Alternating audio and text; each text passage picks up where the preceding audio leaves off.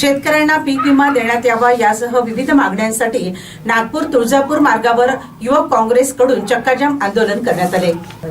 यवतमाळ जिल्ह्याला पीक विमा नुकसान भरपाईतून वगळण्यात आले आहे।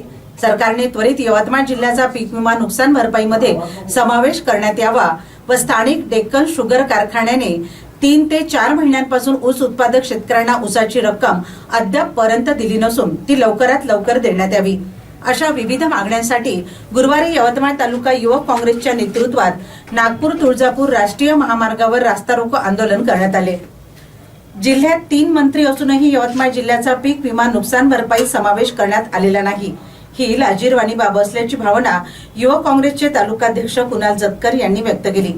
यावेळी आंदोलनात आमदार बाळासाहेब मांगुळकर यांच्यासह शेकडो युवक काँग्रेसच्या पदाधिकाऱ्यांनी सहभाग घेत सरकार विरोधात जोरदार घोषणाबाजी केली। दरम्यान या रास्ता रोको आंदोलनाने काही काळ वाहतूक ठप्प झाली होती। राज्य सरकारने यवतमाळ जिल्हा पीक विमा समाविष्ट न केल्यास मंत्र्यांना रस्त्यावर फिरू देणार नाही असा इशारा युवक काँग्रेसने सरकारला दिला आहे।